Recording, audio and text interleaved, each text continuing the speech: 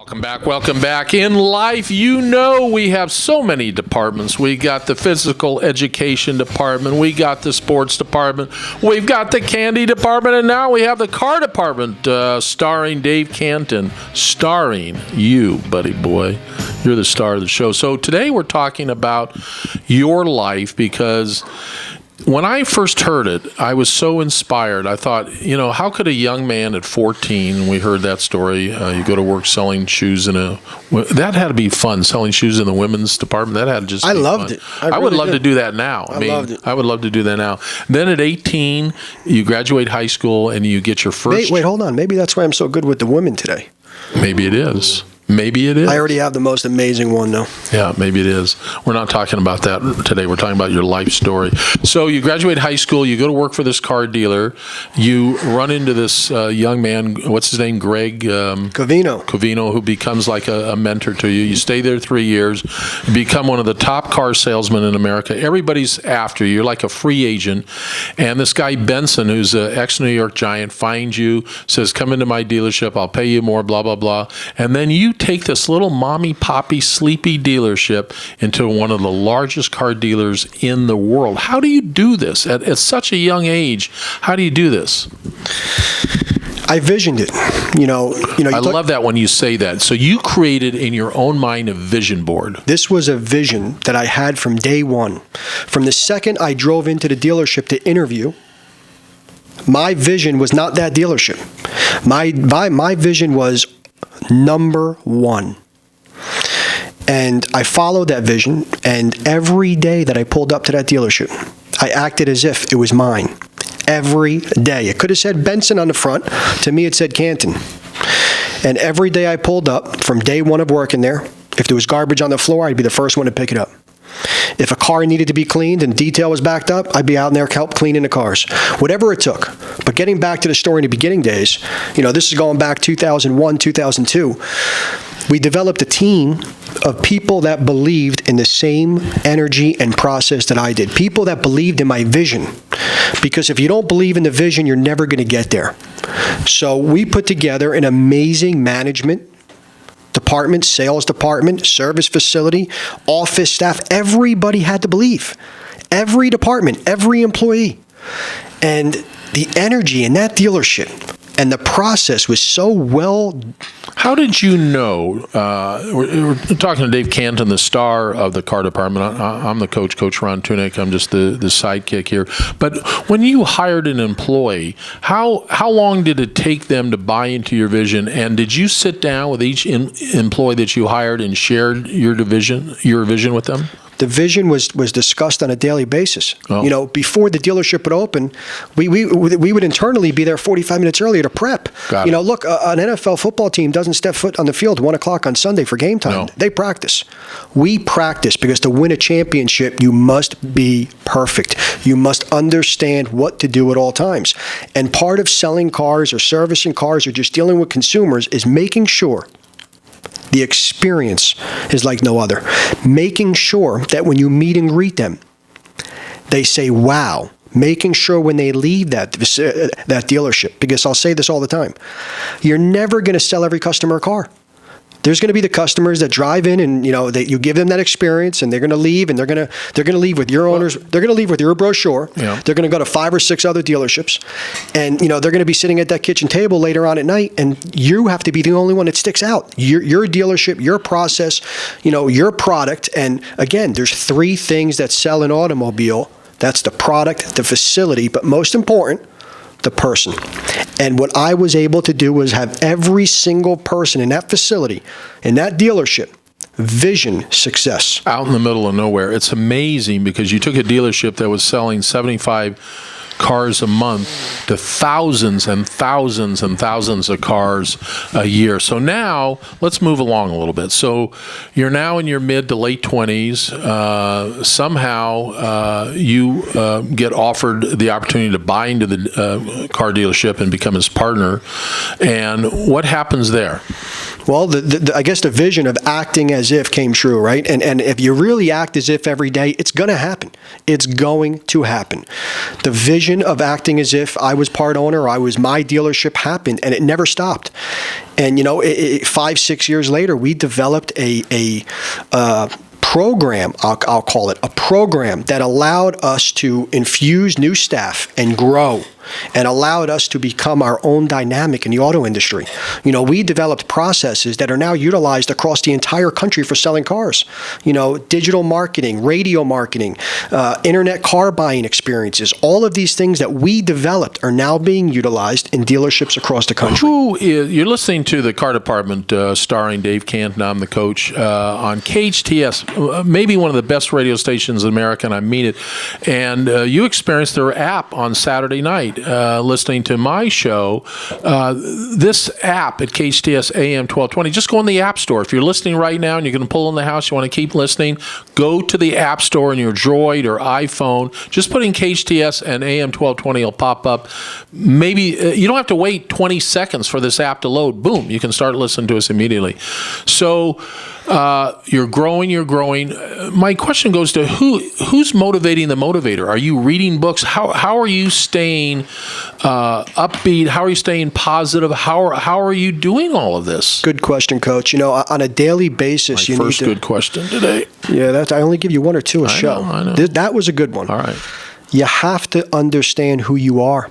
And until you internally believe in yourself and can be at peace with yourself and understand what you're here to do, you're never going to perform at your maximum ability. And at a young age of 14, when I was walking through that sod field, I understood what my vision was, and my vision was success, but not success financially, because that's only a percentage of the success. The success to me was building everyone around me to be just as successful. It's interesting. We have similar life stories, but yours is a little bit more complicated. But for me, it was never about money either. For me, I was a sales guy. I always wanted to be number one salesman. I always wanted that plaque, that award, that pat on the back, because growing up with no father and being a foster kid, nobody was patting me on the back. So I had to learn how to pat myself on the back. And these awards were like, well, you've been to my office, my fabulous office. You can see all the awards up on the wall. I'll tell you, awards and accolades, right? So, I needed it because I wasn't getting it anywhere Well, you know else. what? They're medals. They're pieces of metal that's out there. I believe in, the experience. I'll never forget in 2006 being told by a manufacturer rep, there's no way this car dealership could outsell 200 cars a month. There's no way. It's impossible. You don't have enough traffic. You don't have enough people. The product, you don't have enough inventory. We sold 265 cars, 30 days later. And you're out in the middle of nowhere. We're out in the middle of nowhere. Yeah. We were a destination dealership. I mean, fast forward a few years, we were selling 600 cars a month. People wanted to come and meet you. People wanted to come and experience what this dealership had to offer because you created this vision for all the employees. So let's move on a little bit later. Now everything's going great. You're making quite a bit of money. You build this fabulous house. You're really living the good life. You're living the life of an entrepreneur. You're sacrificing a lot, but you're also giving a lot back to the community. What happens to you one day? You go for a physical checkup. Well, I'll tell you, Coach, with success comes sacrifice. I don't wish this on my worst enemy, and maybe it's not the right direction for everybody, but I did make a lot of sacrifices, for my success. And, some of them might have been missing family functions or not focusing enough on loved ones surrounding me. And you live and you learn. And thank God I learned at a young age. But, working 18 hours a day, and when I say 18 hours a day, I was constantly involved in growing and success. So my vision at that point was, how large could this be?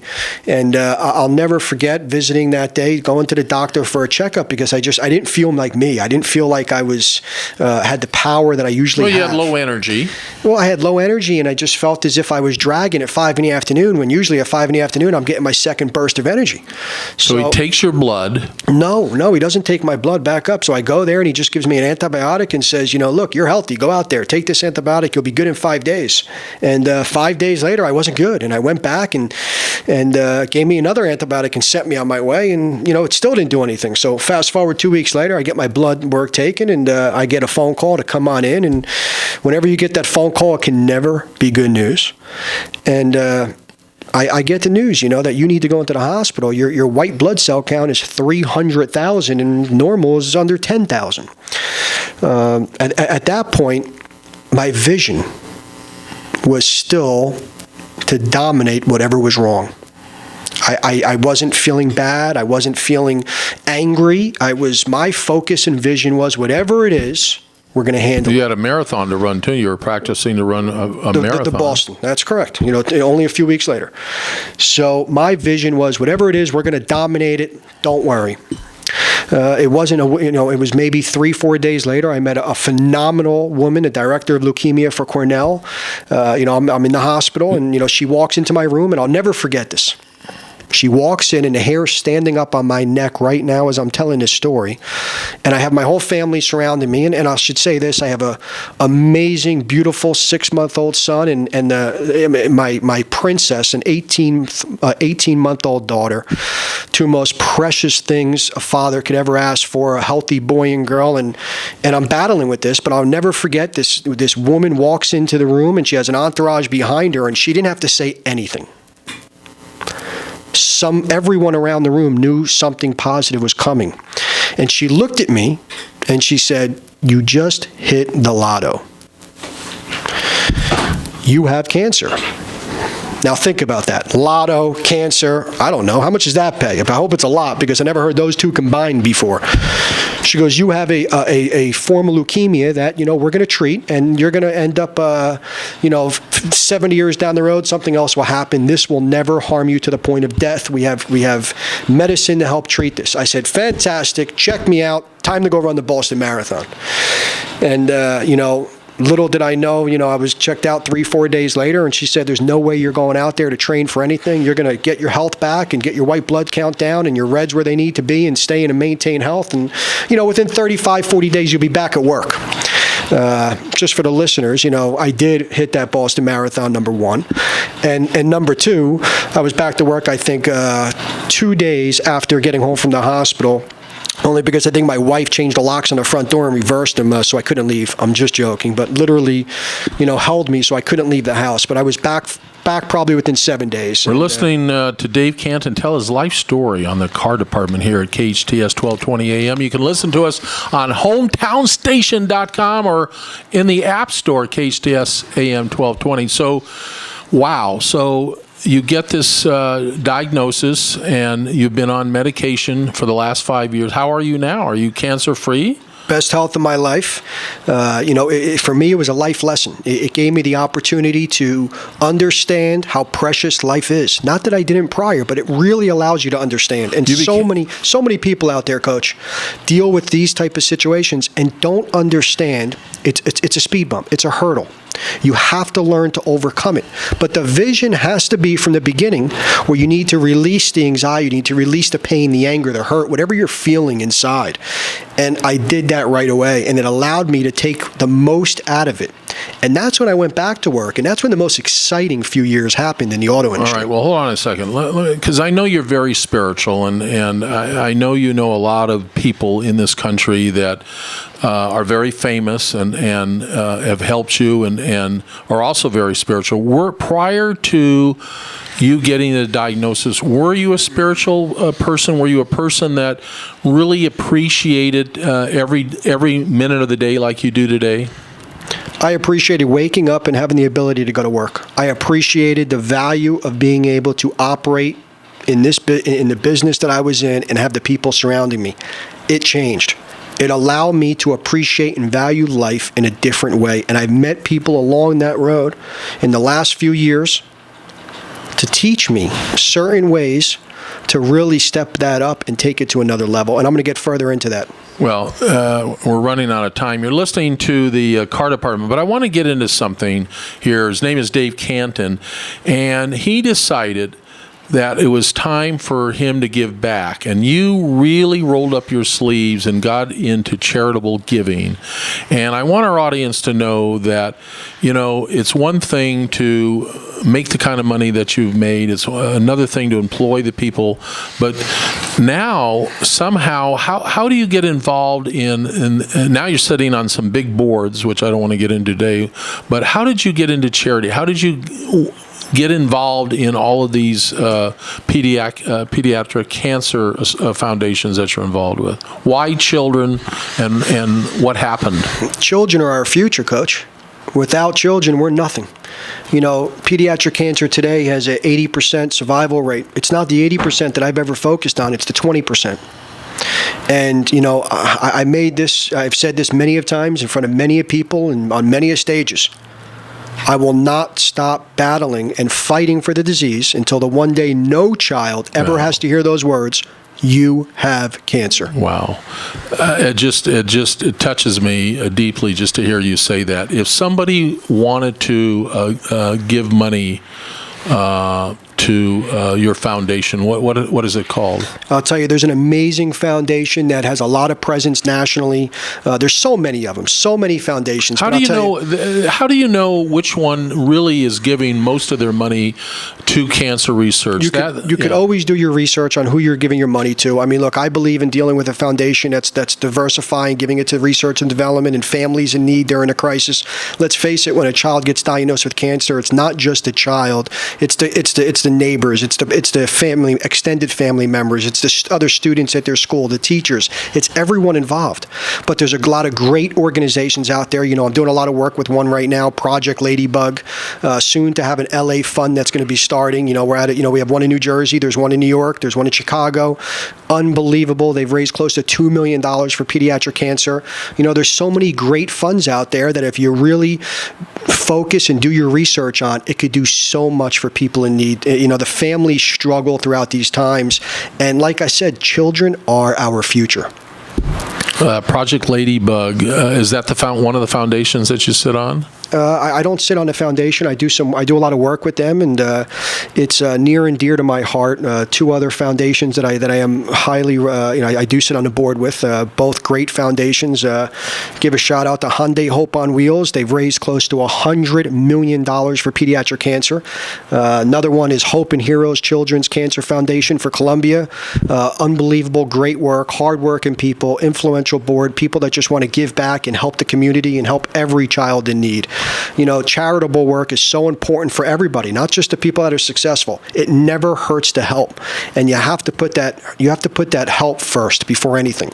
And working as hard as I did and as long as I did, and having that vision from a young age of success, I never got more success out of helping a child in need than anything I've ever done in my life.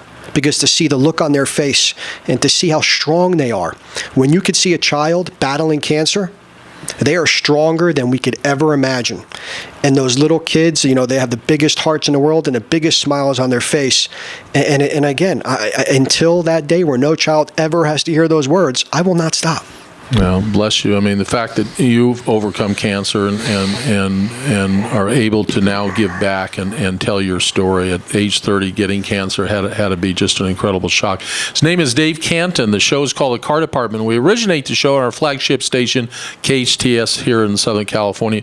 So when we come back from break, we are going to talk a little bit about cars. We're going to talk about your first car, buying your first car, because, Dave, I think it's one of the most exciting things that can happen to a young person, to have their first car, to have the keys to the first car. But how to buy a first car? I'm going to go buy a first car for one of my grandkids. So for me, this segment is very important. Finishing off on your life story, and as the weeks go along, there's bits and parts of it that you left out. We have a time constraint. But you talked about vision. So I want to end this segment. How can somebody listening to the Car Department, if they're struggling, if their life right now just is not exactly where they want it to be, it's not perfect, they've heard no so many times, they're beaten down, how can they find a vision of hope? How can they find a mentor like you? How can they get out of their rut? Is there anything that they can do right now? I'll tell you, listen, Coach, there's always things that you could do. I mean, there is nobody who has not experienced that in their lifetime. It's having the resources to be able to utilize the strength that it takes. Pick up a book of somebody who inspires you. Call somebody up. It could be a friend, a family member, a loved one. Allow them to give a little inspiration and then take it and bring it to a level that's unexpected.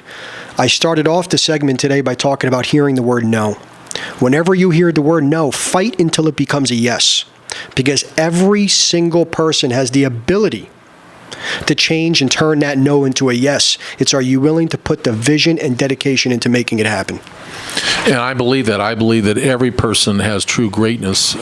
Some of us have a hard time finding it early on in life. Some of us find it later on in life. But I believe, like you do, that we both read books, and we'll talk about, as the show goes on over the weeks, certain books I've read, certain books that you've read. All right, we're going to take a break. Coach, before we take a break, can I just say one thing? You said if I drove all the way to San Francisco, I was going to meet these NFL Super Bowl players. Where are they? Just be patient, okay? I'm excited. I really am. Let's meet the cheerleaders first, and then we'll meet the players. Are a little busy right now, okay?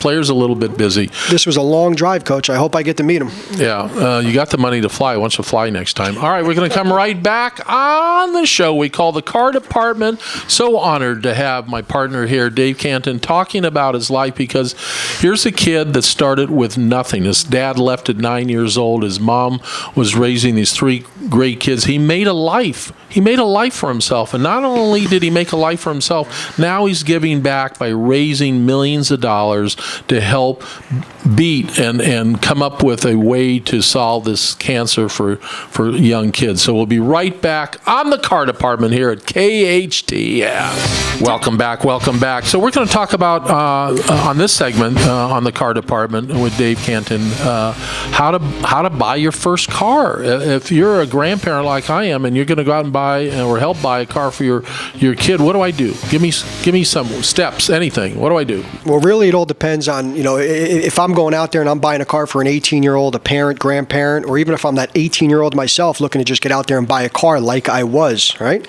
Some of us don't have the luxury of their parents or grandparents buying them a car.